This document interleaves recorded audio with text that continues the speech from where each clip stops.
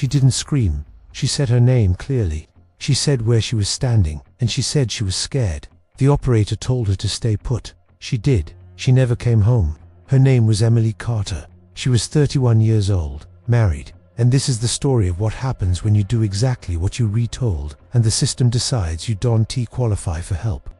Emily Carter was not reckless. She worked as a pharmacy technician at a small clinic outside Portland, Oregon. She was punctual, careful, predictable. She was married to Jason Carter for 4 years, no kids yet. They were saving for a house, planning a future. Emily hated attention.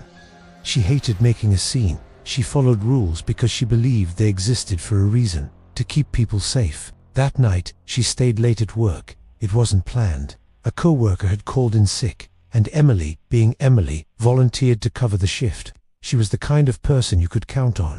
By the time she finally locked up the clinic, it was after 9:30 in the evening. The streets were getting quiet. She pulled out her phone and sent a quick text to her husband, Jason. Running late. Walking home now. It was a message she'd sent before. A simple check-in. Just another normal night. The walk home was supposed to be routine. Emily took the same route every single night. It was a path she knew by heart, through well-lit streets, past familiar shops that were now dark and shuttered. It was a comfortable, predictable journey. But about halfway home, something felt wrong. A subtle shift in the atmosphere. It started with a sound. Footsteps behind her. They weren't close enough to be threatening, but they weren't far enough away to be dismissed. They were just consistent. A steady, rhythmic presence that seemed to mirror her own pace. She tried to rationalize it. Someone else just walking home. Nothing to worry about. But a cold knot of anxiety began to tighten in her stomach. To test her theory, she crossed the street at the next corner. She listened. The footsteps crossed too. The sound echoed in the quiet street, a clear, deliberate echo of her own movements. She didn't panic. She didn't run. That wasn't her style. She did what she had always been told to do in a situation like this. She called for help.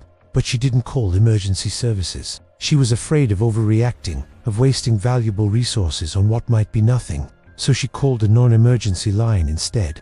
When the operator answered, her voice was calm, measured. She gave her name, her age, her precise location, and then she said the words, "I don't know if this is serious, but I don't feel safe." It was a plea, disguised as a polite inquiry. The operator on the other end of the line followed protocol. It was a script, a flowchart designed for efficiency. The operator asked a series of standard questions. Was Emily injured? No. Had a weapon been seen or mentioned? No. Had any verbal threat been made? No. Because the answers to these key questions were all negative. The call was categorized as low priority. There was no immediate, verifiable threat, so there was no immediate, urgent response.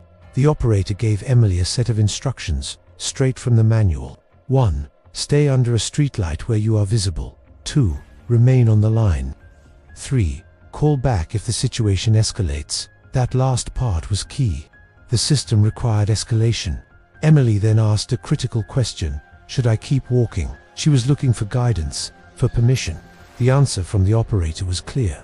No, stay put. So Emily stopped. She stopped walking, stopped moving toward the safety of her home. Because she trusted the system more than she trusted her own instincts. She stood under the pale glow of a streetlight, a solitary figure on an empty sidewalk, waiting for a help that was now officially on its way, but not in a hurry. And so Emily waited.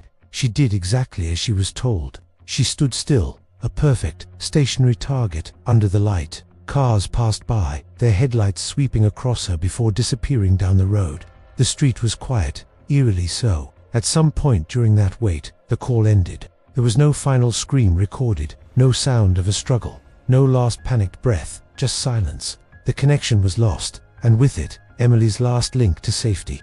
Back at home, Jason started to worry. He eventually fell asleep, but when he woke up close to midnight and she still wasn't there, he knew something was terribly wrong. He called her phone again and again. No answer. He called the police. When officers arrived at the scene Emily had described, they found her phone lying on the pavement near the base of the streetlight. The screen was unlocked. Her last outgoing call was logged, the request for help she had made just a short time before. Investigators later pulled CCTV footage from a nearby business. The grainy video showed Emily standing there, just as she'd said. Then, another figure enters the frame briefly. And then, nothing. The street was empty again. An internal review was launched almost immediately. Every second of the call was analyzed. Every decision was scrutinized. The conclusion was unanimous. The operator had followed their training perfectly. Supervisors confirmed it. No policy was violated. No rule was broken. The system had worked exactly as it was designed to. Emily Carter was found days later. The details of what happened to her in the gap between the end of that phone call and her disappearance were never fully reconstructed. The evidence was gone, the story lost to the silence of that street. But one fact remained, sharp and impossible to ignore. She had done everything right. She had stayed calm. She had asked for help. She had followed every instruction. And that is exactly why no one came fast enough. Emily trusted the system. The system trusted the rules. And somewhere between the two, she disappeared.